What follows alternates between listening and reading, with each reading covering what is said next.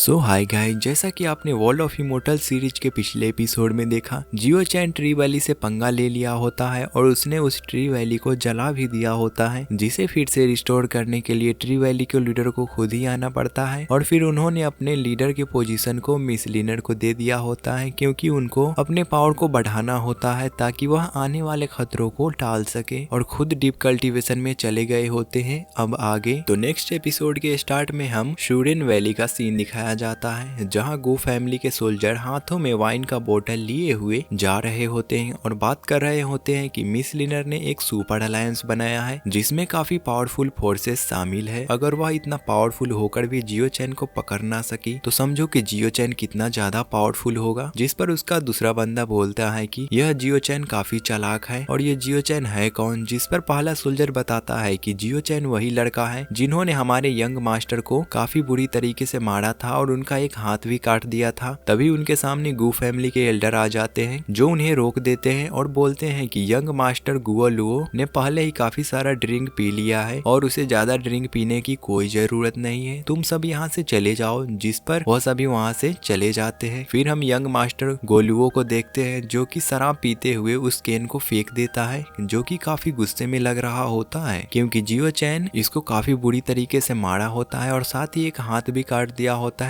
तभी वहाँ पे एल्डर भी आ जाते हैं तो यंग मास्टर बोलता है कि वाइन काफी बेकार था, मुझे और चाहिए। जिस पर एल्डर बोलते हैं कि बस भी करिए और कितना ज्यादा पिएंगे, मैं आपके लिए एक तोहफा लाया हूँ। जो उन्होंने एक स्क्रॉल को बाहर निकालते हुए उसे दिखाता है। यंग मास्टर उस स्क्रॉल को देखकर अपने हाथों में लेते हुए बोलता है कि यह तो उडाइंग सेक्ट का फैंटम सीक्रेट डीमन स्क्रॉल है, तुम्हें यह कहाँ से मिला। एल्डर बताते हैं कि तुम्हें इन सब के बारे में जानने की कोई जरूरत नहीं, यह स्क्रॉल आपको लेवल अप करने में भी हेल्प करेगा और साथ ही आपके एक हैंड को भी हील कर देगा और आप फिर से मार्शल आर्ट की दुनिया में रिग्रेट कर पाओगे और अपने दुश्मनों से बदला भी ले पाओगे। मास्टर उस स्क्रॉल को छूते हुए उस पावर को फील करने लगता है जिसमें उन्हें काफी दर्द होता है। इसके बाद सीन शिफ्ट होता है और हमें दूसरी तरफ इमोर्टल गेट के सीक्रेट लैंड में कैंगमिंग प्लेटफॉर्म को दिखाया जाता है, जहाँ किंग चैन मछलियों को दाना डाल रही होती है। तभी किंग चैन का सर्वेंट वहाँ पे आ जाता है और बोलता है कि मिस, आपको शूरेन वैली के साथ मिलकर जियो चैन को मारने की क्या जरूरत है, उसे तो मैं खुद ही मार दूंगा। आप एक बार मुझे मौका तो देकर देखें। वैसे भी ट्री वैली के एंसेस्टर डीप स्लीप में चले गए हैं और हमें मिस लिनर के साथ मिलकर ड्रैगन किंग को भी खोजना चाहिए। तो मिस किंग चैन बताती है कि आवाज मत करो, मेरे फिश डिस्टर्ब हो जाएंगे। एक समझदार शिकारी वही होता है जो कि एक पीसफुल एनवायरनमेंट में अपने एनिमी को देखकर उसे समझने की कोशिश करे और साथ ही उसके पावर का अंदाजा लगाने के साथ जब उसका एनिमी उसके पास आए और निहत्था हो तभी मौका देखकर उसे मार देना चाहिए। और फिर वह उस मरे हुए फिश को बाहर निकालकर अपने सर्वेंट के हाथों में दे देती है और बताती है कि किसी को भी एक पावरफुल ट्रेजर को हासिल करने के लिए काफी मेहनत करना पड़ेगा और उसे वह ट्रेजर मिल भी जाता है तो उसे छीनने के लिए काफी सारे लोग कोशिश करेंगे और जिसकी किस्मत होगी उसे ही यह ट्रेजर मिल पाएगा। इसीलिए तुम्हें अपने पावर को और भी ज्यादा बढ़ाना चाहिए ताकि तुम अपने एनिमी से बचकर भाग सको उस ट्रेजर को बचाते हुए। किंग चैन का सर्वेंट उस मछली को खत्म कर देता है और बोलता है कि मैं समझ गया मिस, मैं जियो चैन को जल्द ही मारूंगा और अपने रिलेशनशिप को उडाइंग सेक्ट के साथ मेंटेन करूंगा और ट्री वैली के साथ भी। तभी मिस लिनर अपने विंग्स को एक्टिवेट करती है जिसे देखकर यह सोल कास्टर यानी कि यह उनका सर्वेंट अपने पुराने दिनों में खो जाता है कि वह मिस किंग चैन से कैसे मिला था। और हमें बताया जाता है कि इस बंदे को इसके स्पेल कास्टर सेक्ट ने इसे बेदखल कर दिया था क्योंकि इसके पास डेमोनिक ब्लड लाइन होने के कारण सभी लोग इससे डरते थे और इसे खुद से अलग समझते थे और इसके पावर को सील कर दिया जाता है डिवाइन स्पेल के थ्रू। जिसके बाद इसने अपने क्लैन से बाहर निकलकर जैसे ही नीचे गिरने वाला होता है तभी इसके नीचे से काफी सारे डिमोनिक हैंड उसको पकड़ने के लिए आते हैं। तभी वहाँ पर एक काफी बड़ा बॉर्डर लाइन बन जाता है जो कि किसी और ने नहीं मिस किंग चैन ने बनाया था, जिस पर वह गिरते हुए बच जाता है। मिस किंग चैन ने उस बंदे को बचा लिया होता है और बोलती है कि तुम्हें तुम्हारे क्लैन वालों ने बेदखल कर दिया है क्योंकि तुम्हारे पास ब्लड लाइन है, क्योंकि मैंने तुम्हें बचाया है इसीलिए तुम मेरे साथ चलो और मेरा साथ देना मेरे सर्वेंट के रूप में। और इस दिन के बाद से यह स्पेल कास्टर एक नई जिंदगी की शुरुआत करता है, जिसके बाद यही स्पेल कास्टर अपने पुराने दिनों को याद करते हुए मिस किंग चैन को बोलता है कि आप जो बोले मैं वही करूंगा। दूसरी तरफ हम जियो चैन को देखते हैं जो कि लाइफ ऑफ नेक्टर को लेकर अपने मॉर्टल घोस्ट फ्रेंड के पास आ गया होता है और उस नेक्टर ऑफ लाइफ को पानी में रख रखते हुए बोलने लगता है कि क्या यह इनफ होगा इन तीनों को जिंदा करने के लिए। लाइफ ऑफ नेक्टर पानी में रखने के साथ ही वहाँ पे कई सारे लोटस फ्लावर खिलने लगते हैं, जिससे हमने लाइफ ऑफ नेक्टर के पावर का अंदाजा तो लग गया था। और उसके अंदर से कई सारे बटरफ्लाई निकल के बाहर को आ जाते हैं और इमोर्टल घोस्ट के बॉडी के चारों तरफ घूमने लगते हैं। इधर कोको सो रहा होता है और वह इस नजारे को देखकर शौक हो जाता है। तभी हम पानी में देखते हैं कि किंग ऑफ यामा के हाथ रिकवर होने लगता है और उसका लाइव सोल भी एक्टिवेट हो जाता है। जैसे ही वह जिंदा हो चुका था, पर वहाँ